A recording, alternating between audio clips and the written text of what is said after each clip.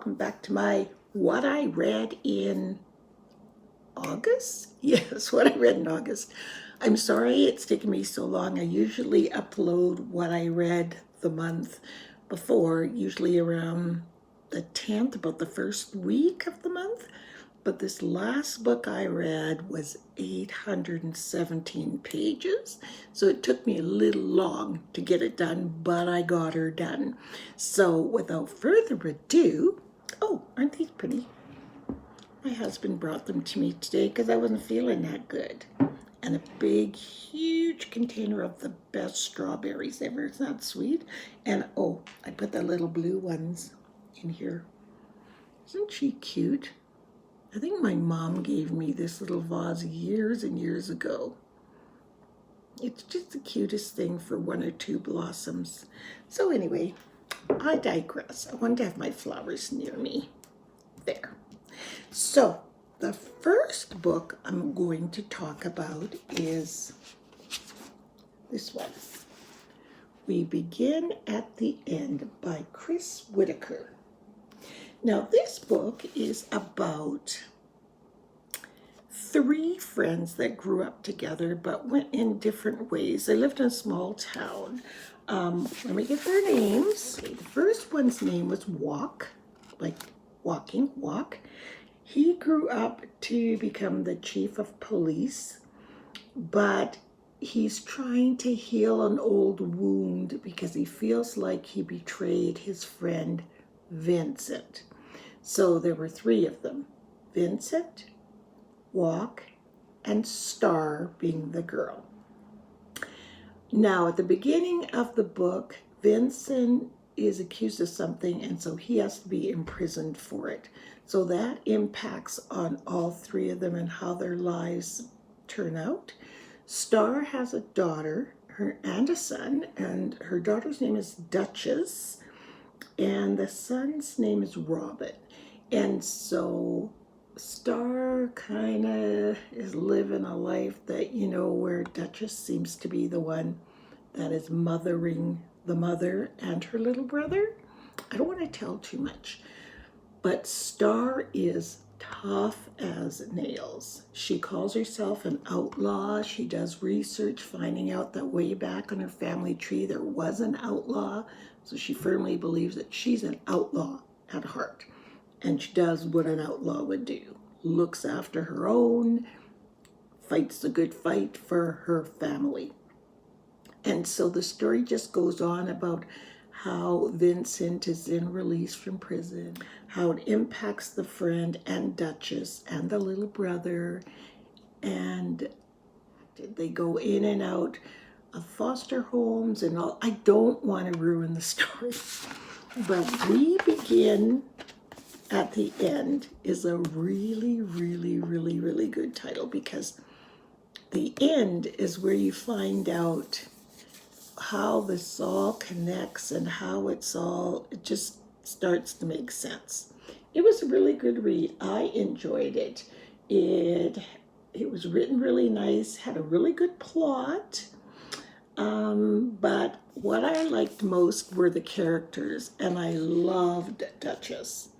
Her little feistiness, and she was a character I kept coming back to want to know more about. So I would give this book a 4.5 stars. We Begin at the End by Whitaker. I don't know if it's an award winner. You know, if you remember Wally Lamb, who wrote the book I Know This Much Is True, I think it was an Oprah book, I'm not sure. He says, this will break readers' hearts. You can't not keep turning pages. And that's what I found, that I kept wanting to read it. It was a quick read. It is 370, oh no, less than that. 366, oh no. 368 pages long. But it's a very, very fast read. It didn't seem like it was that long to me. So I think you'll enjoy it. I give it 4.5 stars. Now, before I go on to my big brick, as they're called, those books that are 800 pages long, I'm going to bring this book. Now, to be honest, I haven't finished this book, and it's also not the kind of book that you would just sit and read pages and pages. I don't know if any of you follow Joshua Coombs on Instagram. If you don't, you should. He is a hairdresser in Great Britain, and he goes around and cuts homeless people's hair and shaves their beard if they're men or women, I guess, and tries to give them a new outlook on life and finds out their story. And do you know what I mean? He reaches in, he does something for nothing. And I think that's, oh, look at that. Do something for nothing. That is the title of this book. And what I absolutely love about it, it inspires you to do something for others. Like, I have been thinking, I've been talking to Richard how I'd like to meet with my grandsons because I want them to understand that you need to be of service and give back. And for us to maybe once a month go out and give a little package to homeless people, men and women.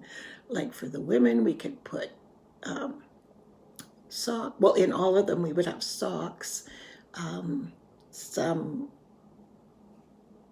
deodorant, those little deodorant, you know what I mean? Things like that just make your life better. Some candy and some cookies, and then offer them each a sandwich.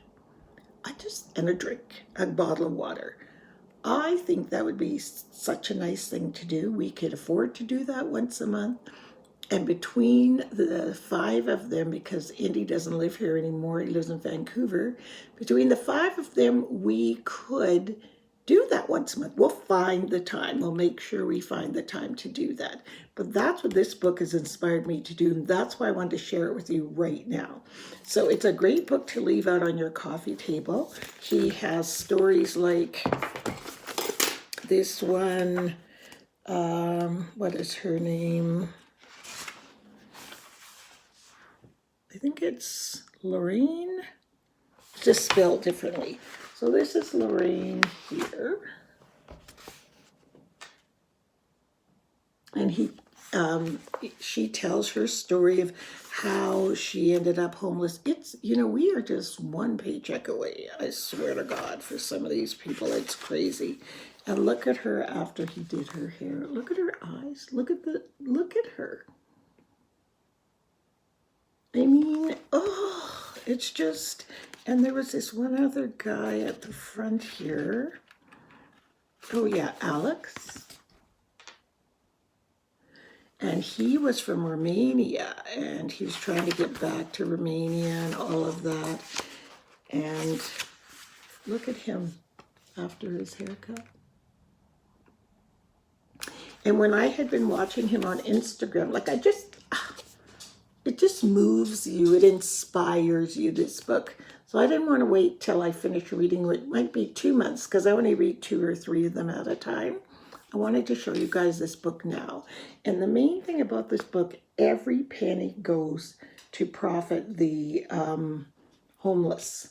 Like he makes nothing off this book. This man says 100% of the author's proceeds will be dedicated to supporting future not-for-profit art projects to amplify the voices of the unsheltered people.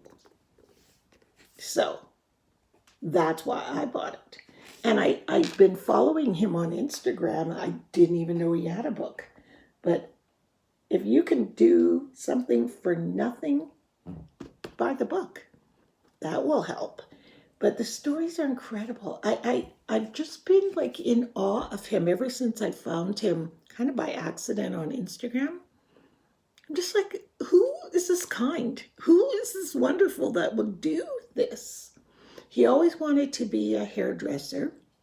And so he went into a beauty school and asked them if they would train him how to do haircuts.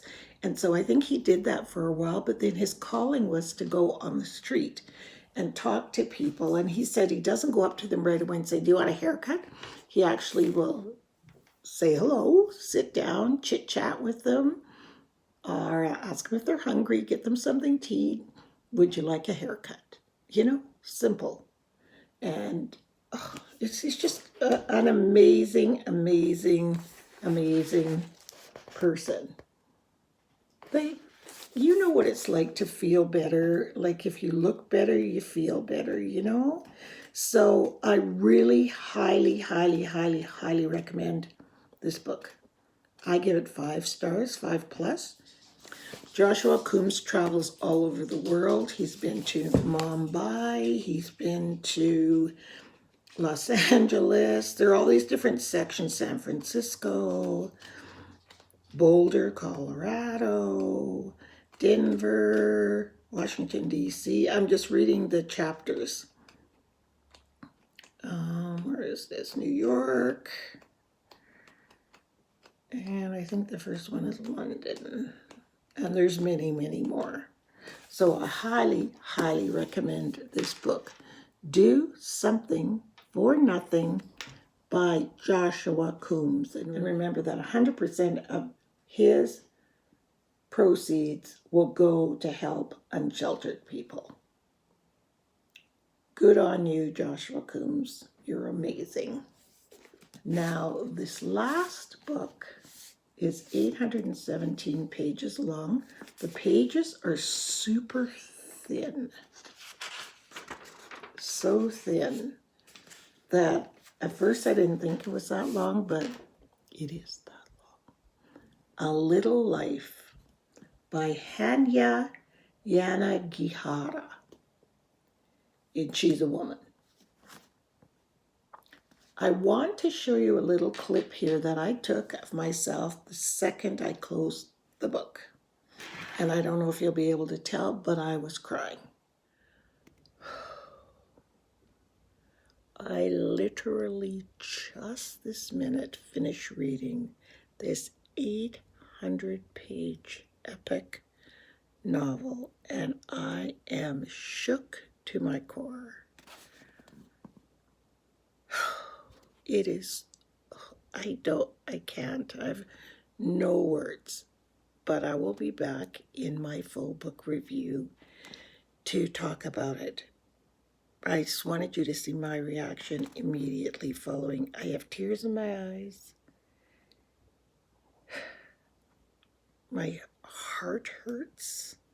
Not just for this book, just for what it says about people and how they feel, and it is profound is the word. So I'll be back with my review later, and I'm sorry I have no makeup on and my hair's not done, but I wanted to share this immediately. A Little Life. So to say this was a moving read doesn't even give it any kind of justice. There's been so many reviews on this book, mixed reviews. Some people couldn't finish it because of the trauma that the main character Jude went through in his life. They couldn't read it, so they had to put it aside because it was so sad, so traumatizing.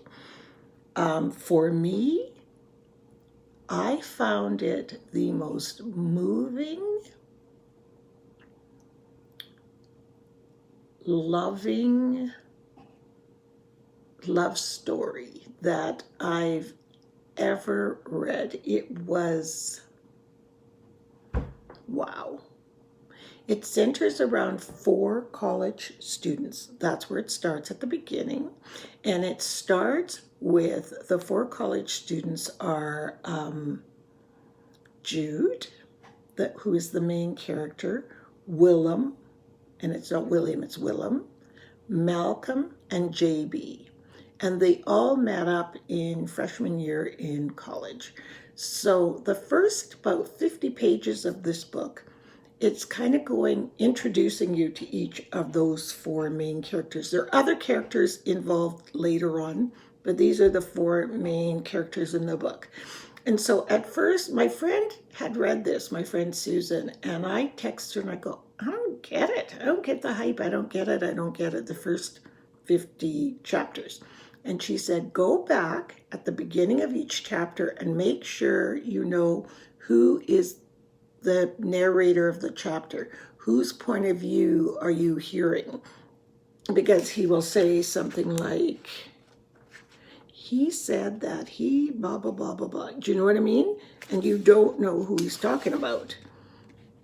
Like he says, oh no, that's a different one. Okay, in these moments, he was both grateful for his own luck and sentimental about the city, neither of which he felt very often.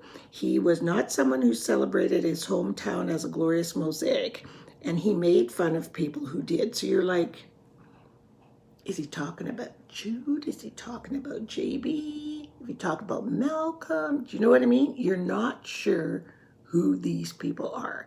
And then when you go back and realize whose point of view he's talking about, it makes way, way, way more sense. So I was glad she gave me that tip. But by about page 100, in comparison to a book that's only 300 pages, that would be about the time you'd really get into a book about page 50. So about page 100, it starts to kind of meld together. Jude has had a very, very tragic upbringing, and he is befriended by those friends, and it sort of goes on their whole life. It starts when they're in college and goes on to when they're in their 60s, and what happens to each one of them. The one thing, there's a couple of things I found sort of hard to believe. Would all of your friends become extremely wealthy? Do you know what I mean? Like one or two, yes. I have friends that are, I'm not kidding, extremely wealthy. But not all of them, and I'm not. And we're still friends, but you know what I mean? Like, I don't know. I just found that kind of like, And it's timeless in that it doesn't give you I didn't mind that part. It doesn't give you a time period as to when this is happening. So I guess from the author's point of view, this book can be picked up and read anytime. 20 years from now, 20 years ago, still the same story, isn't going to change. Everything is like, she doesn't mention any events like 9/11 or the Vietnam War or COVID, anything. Like you have no idea what time this is written in. So if that bothers you, just letting you know, it didn't bother me at all. I loved this book. I absolutely, and I was shocked when I saw there were some people that gave it 0 stars. So I guess it's your life experience and I don't know why people wouldn't. I loved it. I give it 5+ stars because what I took away from this book right here is it's so important to let each and every one of the people in our lives know they are loved truly, deeply, unconditionally for who they are, period. Not for something that may have happened to them, not for something they may have done. Unconditionally means unconditionally. Not, I love you, but you did do blah, blah, blah. And it really spoke to me to children, like your kids, your grandchildren, just making that really strong effort to let them know how loved they are. And if that's something you can do before you die, you have done something. Letting a human being know that they are loved to the core, no matter what. That's what I got from this book. That's why I gave it 5+ stars. Plus, it is an incredible story. It really, truly is an incredible story. And it's just, you can go in it thinking, it's hard to believe all that could have happened to one person. Or it's hard to believe that all these people could be so wealthy. But put all that aside, remember it's fiction, it's a novel. And just read it for what it is. And Wonderful. Great. She writes beautifully, beautifully, beautifully. So it's called A Little Life by Hanya Yanagihara. I thought it was written by a man. I don't know why. And then somebody said, no, it's written by a woman. I'm like, really? So good. So good. The New Yorker says, exquisite. This book shifts from generational portrait to something darker and more tender, an examination of the depths of human cruelty, counterbalanced by the restorative powers of friendship. Exactly. And I would add to that, by the restorative powers of friendship and love. Beautiful book.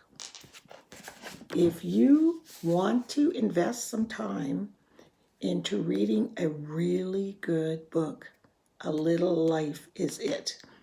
And you will cry. It's so moving. So, A Little Life by Hanya Yanagihara. So my 3 books for August are Do Something for Nothing by Joshua Coombs. Highly, highly recommend. I recommend this as a family book. Let you sit with your kids and read the stories and talk to them about being of service. I really do. Because there's nothing in here that children can't hear. It's just, I think they should hear how when you're looking on these people sitting on the corner and you're turning away from them, how close you could be them, you know?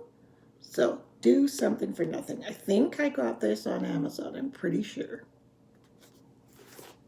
The next one, We Begin at the End by Chris Whitaker. And again, it's a totally different book. I love this book. Just a totally fictional story about this little outlaw. I loved her. I really did.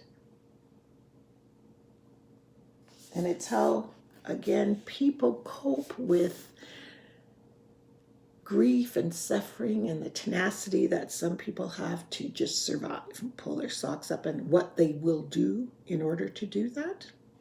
We Begin at the End. And the last one, but certainly not the least, A Little Life by Hanya Yanagihara. It won some kind of award, National Book Award finalist, and a Man Booker Prize finalist. I don't know what more I can say about them. I'm going to read this little blurb on the back. A Little Life follows 4 college classmates, broke adrift and buoyed only by their friendship and ambition, as they move to New York in search of fame and fortune.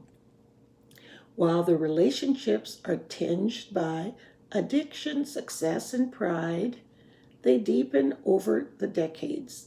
The men are held together by their devotion to the brilliant,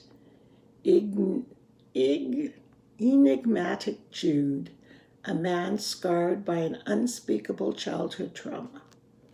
A hymn to brotherly bonds and a masterful depiction of love in the 21st century.